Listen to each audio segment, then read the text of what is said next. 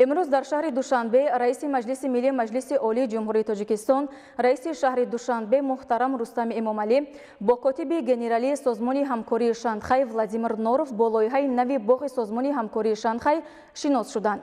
باغ سازمان همکاری شانگهای در مساحت عمومی 2.5 گکتار با اقدام و تشبس‌های به‌واسطه پیشوای ملت محترم امامعلی رحمان با طرح خیلی زیبا بنیاد گردیده. انشاء و بناهای حدودی آن عنعنه و رسم و آیین‌های خاص هر یک دولت اعضای این سازمان با نفوذ جهانی و منطقوی را فرا می‌گیرد. گزارش ظاهرشاه تقای مراد و معروف عبدالله.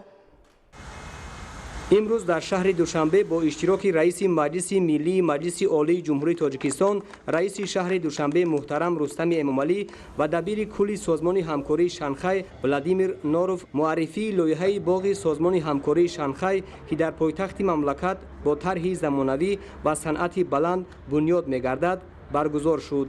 باغ سازمان همکاری شانگهای در جهان اولین انشاءات است که برای دایر کردن چوربین‌های دستجمعانه نمایندگان کشورهای اعضای سازمان، نمایش‌های گوناگون سطحی منطقوی و بین المللی، تدبیرهای گوناگون فرهنگی و گذراندن مکالمه‌ها میان کشورهای اعضای سازمان همکاری شانگهای بنیاد می‌گردد. مورد بهره برداری قرار گرفتن آن در آینده میدان مساعد تبادل تجربه و گفت و شنیدها را فراهم خواهد ساخت. تاکید گردید که لایحه و طرح انشاءات مذکور از جانب اساسگزار صلح و وحدت ملی پیشوای ملت پرزیدنت جمهوری تاجیکستان محترم امامعلی رحمان انتخاب گردیده برای بنیاد سریوقتی آن بهترین متخصصان جلب خواهند شد. باغ سازمان همکاری شانگهای از 2 آشیانه عبارت خواهد بود و در آن برای هر یک کشور اعضا گوشه‌های علاهیده تشکیل کرده می شود. طبق لایحه در باغ گوشه‌های فرهنگی نمونه رسم و آیین و سنت‌های دولت‌های اعضای سازمان همکاری شانگهای جای داده می شود. طور ضمن معرفی لایحه مذکور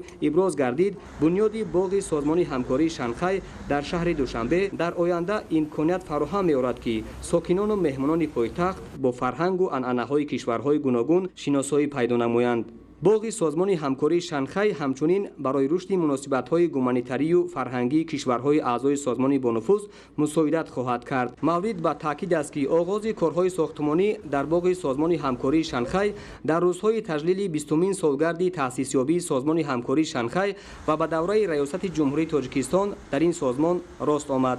Сегодня принял участие вместе с председателем парламента Таджикистана, председателем города Душанбе, уважаемым Рустам Эмомали, церемония открытия или церемония закладки дома ШОС.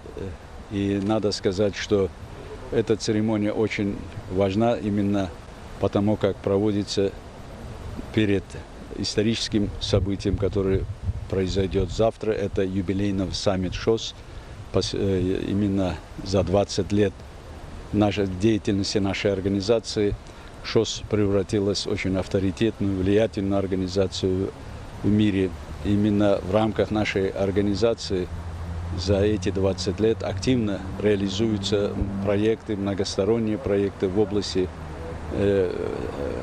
безопасности, обеспечения безопасности, торгово-экономической и культурно-гуманитарного сотрудничества. در این روز در برابر آغاز ساختمان باغ سازمان همکاری شانگهای همچنین با کار فستیوال فیلم‌های بدیعی و تلویزیونی کشورهای عضو سازمان همکاری شانگهای دوشنبه 2021 و جشنواره سینمای سازمان مذکور در جمهوری مردمی چین آغاز بخشیده شد.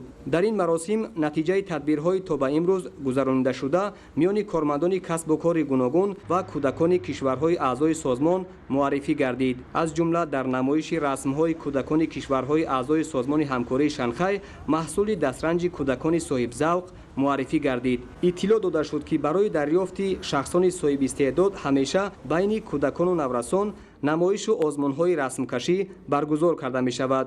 گذراندن ماراتون سازمان همکاری شانگهای و سبقت‌های ذهنی از جمله تدبیرها در این سمت می باشد. ضمن این چوربینی اشتراکداران خصوصاً به ریاست جمهوری تاجیکستان در سازمان همکاری شانگهای در سال 2021 و تدبیرهای تا به امروز انجام یافته بهای بلند داده نقش و موقع پرزیدنت جمهوری تاجیکستان محترم امامعلی رحمان را در رشد سازمان بررسی و حل مسائل منطقوی و بین المللی نظررس و مهم ارزیابی کردند.